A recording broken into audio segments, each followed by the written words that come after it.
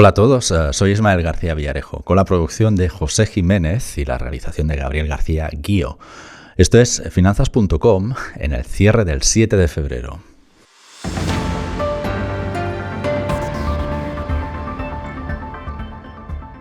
Inversores, bienvenidos. Jaime y yo os estábamos esperando. Jaime, bienvenido al Centro de Noticias de ¿Qué tal? Buenas tardes.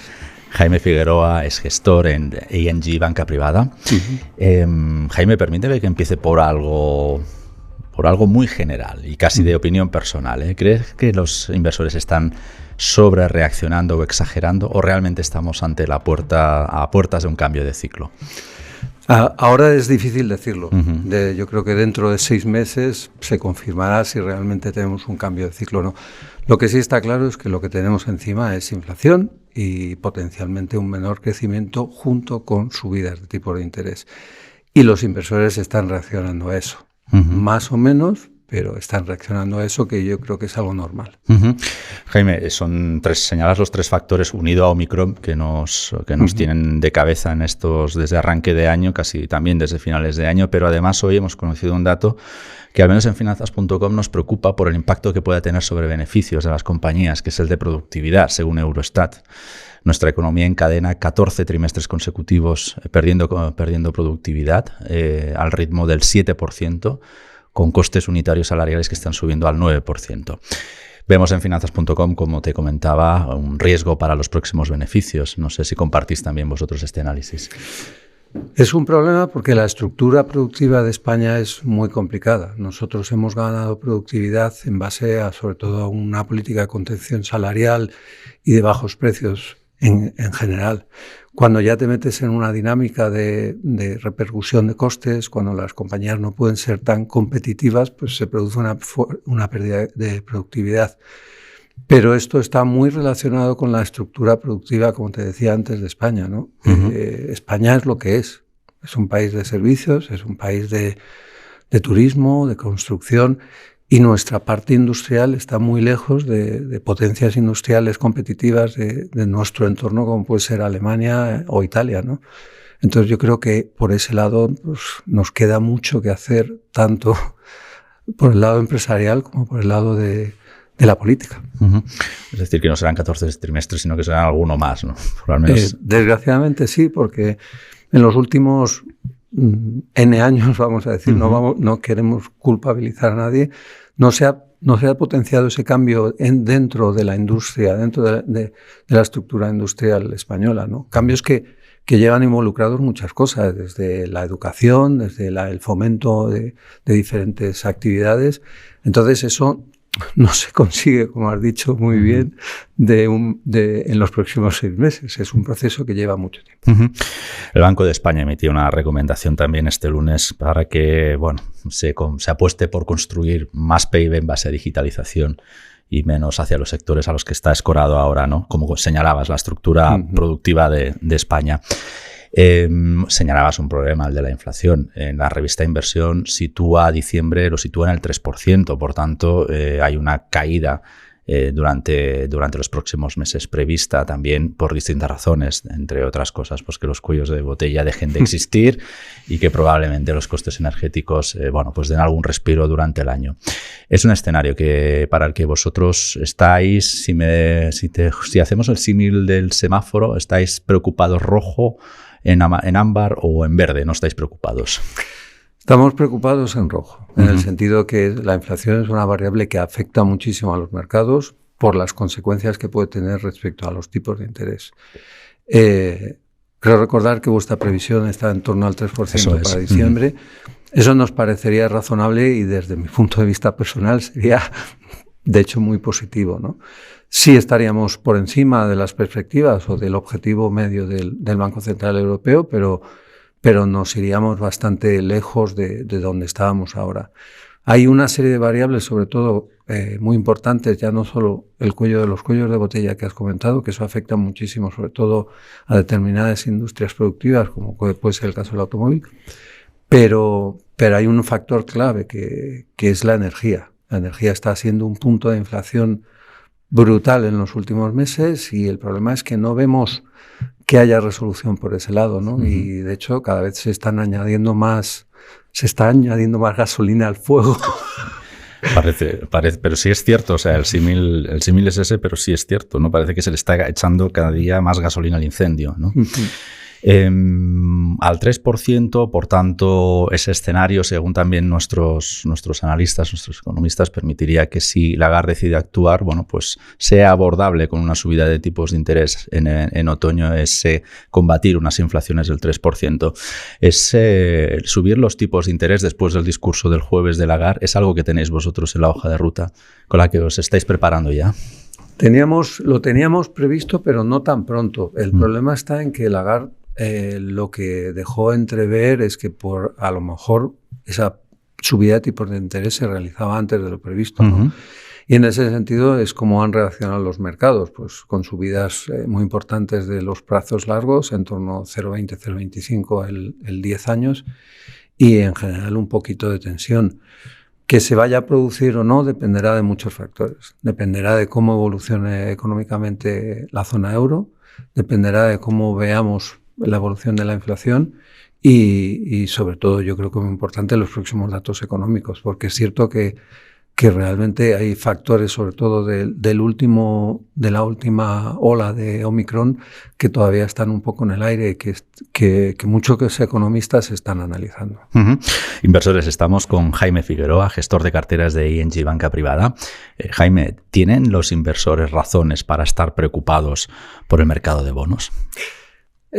Yo creo que no, en el sentido de que el movimiento que se está produciendo es un movimiento normal, es un movimiento que estamos acostumbrados. Es otro momento del ciclo económico, es otro momento donde los tipos de interés tienen que subir y cambian un poco las perspectivas. Pero yo creo que eso no tiene que ser malo de per se. ¿Por qué? Porque al final lo que le está ofreciendo a muchos inversores es una rentabilidad en unas condiciones mayores de las que teníamos hace 6 meses.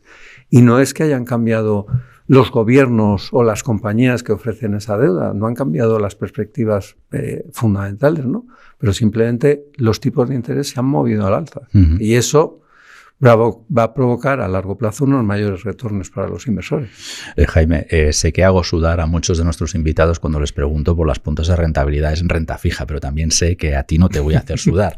Por tanto, te pregunto, ¿qué podemos hacer en renta fija en los próximos meses que nos haga, pues hablábamos de inflaciones del 3%, vamos a dar por válido ese escenario para superar, combatir esos rendimientos y hacer algo interesante? Eso ya es un poquito más complicado porque tener tipos de interés reales positivos ahora es relativamente complicado.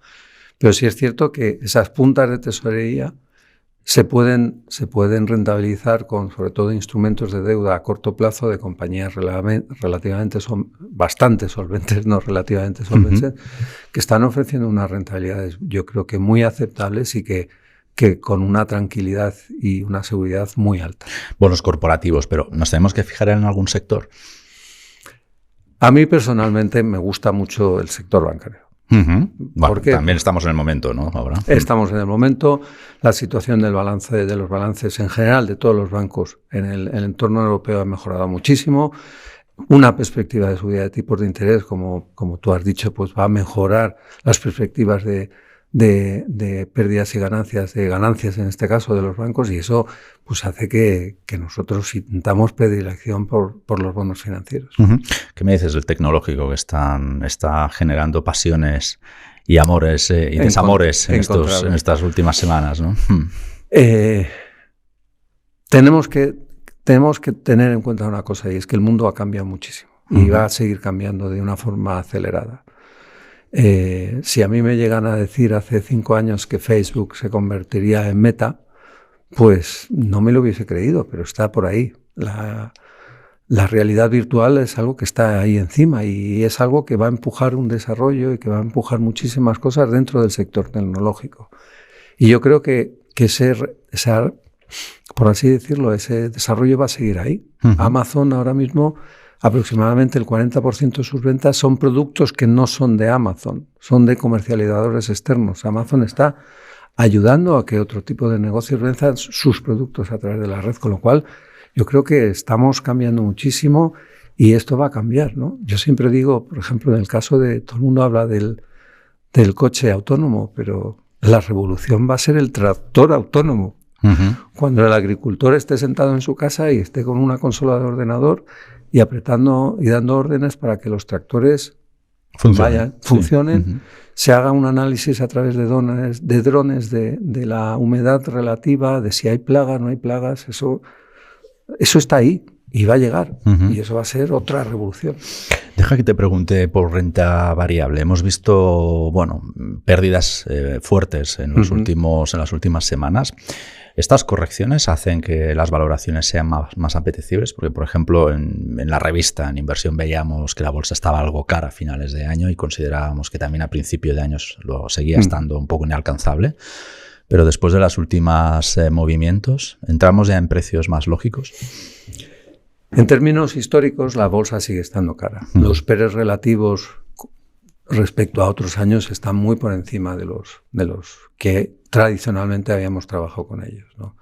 Pero sí es cierto, hay sectores que han demostrado una capacidad de crecimiento y una capacidad de innovación, como el caso tecnológico, que es muy difícil hacer comparativas. Sí es cierto que la corrección de los últimos meses lo que ha puesto en precio es un entorno diferente de tipos de interés. Al final las valoraciones salen de una ecuación relativamente compleja donde una de las variables son los tipos de interés.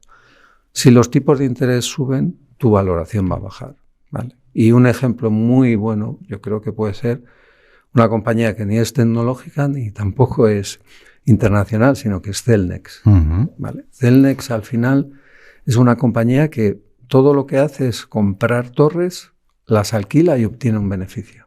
Compra esas torres financiándose. Si a Cellnex... Justo te iba a preguntar por eso, Jaime. No es un poco... Ya sé que os encanta Cellnex, no eres el primero que nos lo dice. Pero claro, cuando cogemos la lupa o ponemos la prueba a Cellnex y vemos que todo lo que hace lo hace contra deuda, se nos ponen los pelos un poco de puntas, como cuando hablamos de Grifols casi, ¿no? ¿En qué punto? Ya sé que te encanta Cellnex, que nos lo acabas de decir, pero la deuda no es un problema.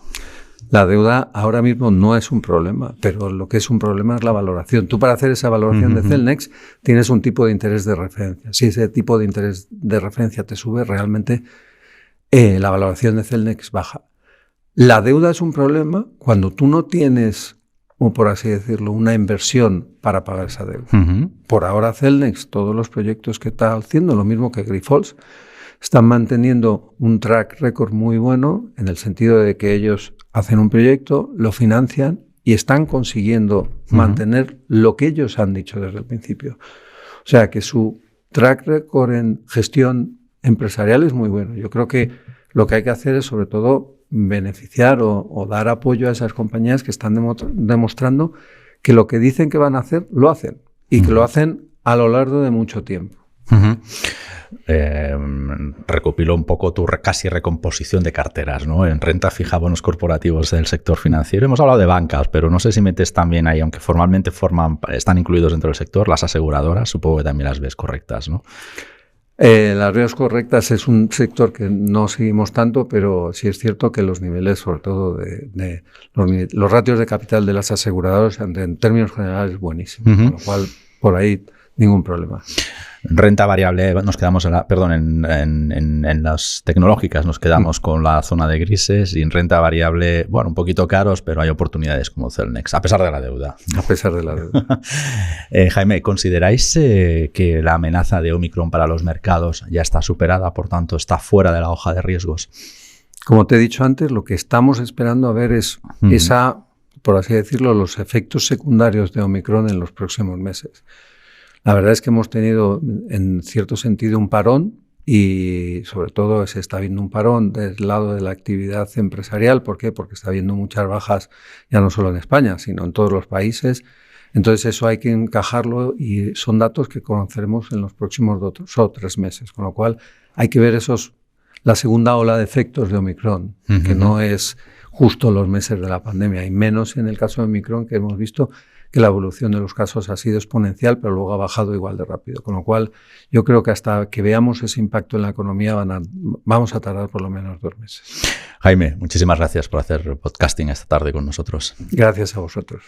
Inversores, mañana a la apertura de los mercados, no os perdáis el análisis de arranque del día con Alejandro Ramírez. Gracias como siempre por el privilegio de vuestro tiempo y hasta la próxima.